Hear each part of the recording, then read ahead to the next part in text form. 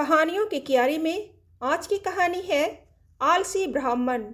बहुत समय की बात है। एक गांव में एक ब्राह्मण अपनी पत्नी और बच्चों के साथ रहता था। उसकी जिंदगी में बेहद खुशहाली थी। उसके पास भगवान का दिया सब कुछ था। सुंदर सुशील पत्नी, होशियार बच्चे, खेत जमीन पैसे थे। उसकी जमीन भी बेहद उपजाऊ थी, जिसमें वो जो चाहे फसल उगा सकता था। लेकिन एक समस्या थी कि वो खुद बहुत ज़्यादा आलसी था, कभी काम नहीं करता था। उसकी पत्नी उसे समझा समझा कर थक गई थी कि अपना काम खुद करो, खेतों पर जाकर देखो, लेकिन वो कभी काम नहीं करता था। वो कहता, मैं कभी काम नहीं करूँगा। उसकी पत्नी उसके आलस्य से बेहद परेशान रहती थी, लेकिन वो चाहकर भी कुछ नहीं कर पाती।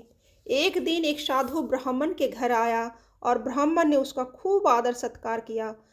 खुश होकर सम्मानपूर्वक उसकी सेवा की।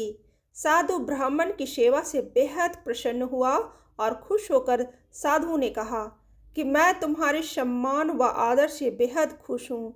तुम कोई वरदान मांगो। ब्राह्मण को तो मुँह मांगी मुराद मिल गई। उसने कहा, बाबा, कोई ऐसा वरदान दे दो कि मुझे खुद कभी काम ना करना पड़े। आप मुझे कोई ऐसा आदमी दे दो जो मेरे सारे काम किया करे।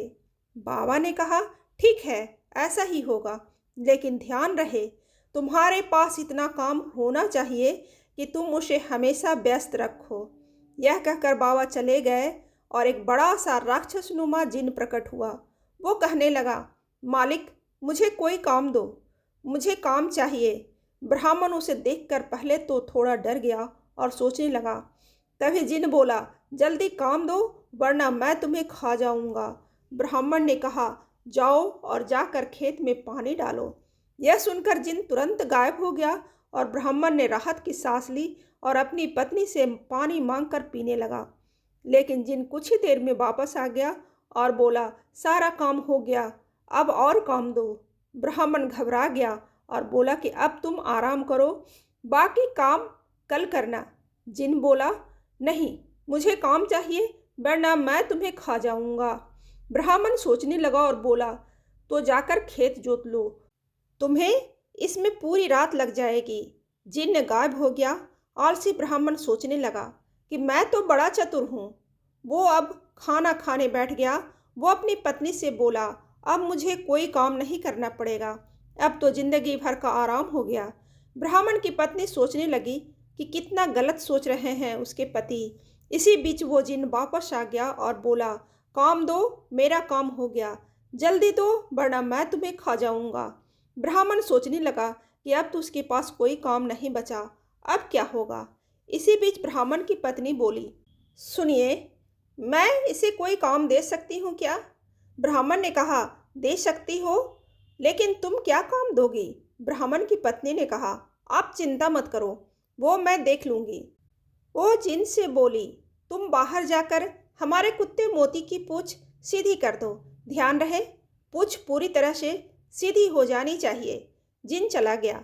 उसके जाते ही ब्राह्मण की पत्नी ने कहा, देखा आपने कि आलस कितना खतरनाक हो सकता है। पहले आपको काम करना पसंद नहीं था और अब आपको अपनी जान बचाने के लिए सोचना पड़ रहा है। उसे क्या काम दें? ब्राह्मण को अपनी गलती का एहसास हुआ और वो बोला, तुम सही कह रही हो, अब मैं कभी आलस नहीं करूँगा। लेकिन अब मुझे इस बात का डर है कि इसे आगे क्या काम देंगे। यह मोती की पूंछ सीधी करके आता ही होगा। मुझे बहुत डर लग रहा है।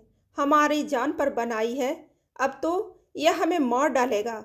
ब्राह्मण की पत्नी हंसने लगी और बोली, डरने की बात नहीं है, चिंता मत करो, वो कभी भी मोती की पूंछ सीधी नहीं कर पाएगा।